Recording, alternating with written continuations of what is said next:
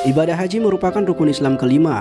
Ibadah yang waktunya setahun sekali harus dilakukan sesuai dengan tata cara yang disyariatkan di dalam Islam. Tujuannya agar pelaksanaan haji dapat bernilai ibadah dan diterima Allah Subhanahu wa Ta'ala. Tata cara berhaji dimulai dengan membaca niat dan memakai pakaian ihram di titik mikat yang telah ditentukan. Di titik mikat, para jamaah melakukan persiapan kegiatannya mulai dari mandi, mengenakan pakaian ihram, berwudu dan mengerjakan sholat sunnah ihram 2 rakaat. Setelah itu niat mengerjakan ibadah haji dengan membaca bacaan niat berhaji. Nawaitul hajja wa ahramatu bihi lillahi ta'ala, labbaik Allahumma bihajjati. Artinya, aku niat haji dan berhiram karena Allah Ta'ala. Aku sambut panggilanmu ya Allah dengan berhaji. Setelah mengenakan pakaian ihram dan berniat, jamaah umroh dilarang untuk melakukan hal-hal yang sudah ditentukan syariat. Bagi pria dilarang memakai pakaian biasa, memakai alas kaki yang menutup mata kaki, menutup kepala dengan peci, topi dan sebagainya. Sedangkan bagi wanita dilarang memakai kaos tangan dan menutup muka. Sementara larangan yang berlaku secara bersamaan bagi pria dan wanita yakni memakai wangi-wangian, memotong kuku, mencukur atau mencabut rambut, memburu atau mematikan binatang apapun, menikahkan atau meminang wanita untuk dinikahi, bermesraan atau berhubungan intim, mencaci, bertengkar, atau mengeluarkan kata-kata kotor serta memotong tanaman di sekitar Mekah.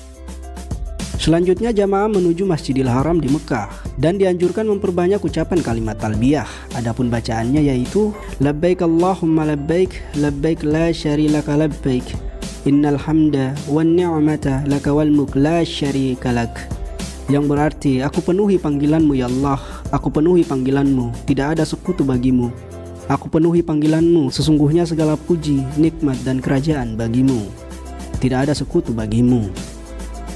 Langkah berikutnya dalam pelaksanaan ibadah haji adalah wukuf di Padang Arafah pada tanggal 9 Zulhijjah.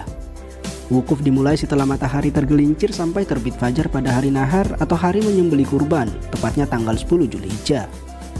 Saat wukuf ada beberapa hal yang harus dilakukan, yaitu sholat jamak takdim dan qasar zuhur asar, berdoa dan berzikir bersama, membaca Al-Quran, sholat jamak takdim serta qasar maghrib isya.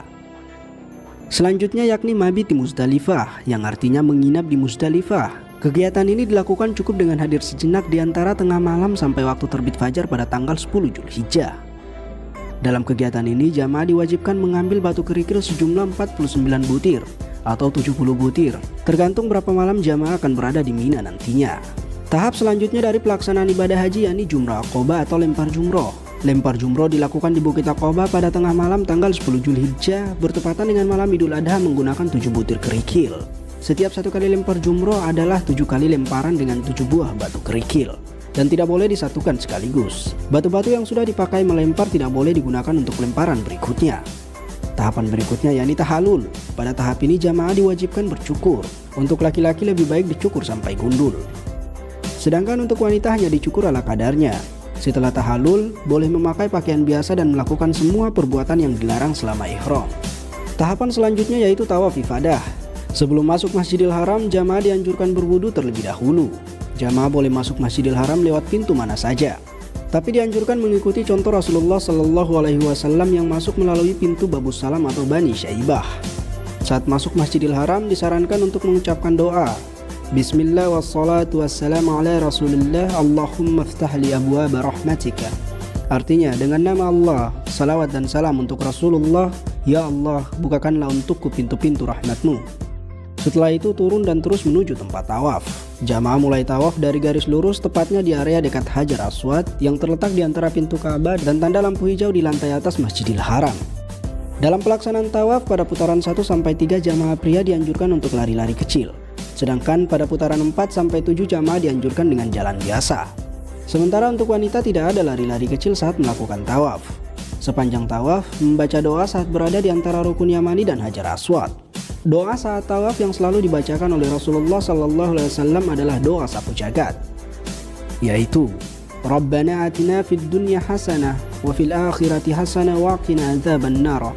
Artinya, ya Tuhan kami, berilah kami kebaikan di dunia dan kebaikan di akhirat, dan peliharalah kami dari siksa api neraka.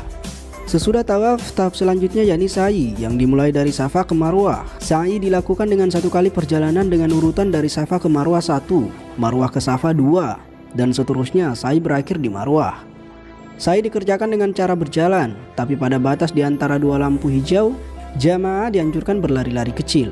Sa'i merupakan penghargaan Allah Subhanahu wa Ta'ala kepada istri Nabi Ibrahim dalam rangka mencari air untuk minum putra beliau yaitu Nabi Ismail alaihi salam. Tahapan selanjutnya bagi jamaah haji yaitu melakukan lempar 3 jumroh dan mabit di Mina pada hari tasyrik. Jamaah diwajibkan melempar jamarat untuk 3 tiang secara berurutan yaitu mulai dari tiang jamarat kecil, tengah, dan besar.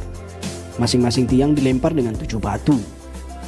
Yang terakhir yaitu tawaf wada. Tawaf wada merupakan tawaf perpisahan setelah menyelesaikan seluruh ritual haji untuk meninggalkan Mekah dan kembali ke negaranya masing-masing.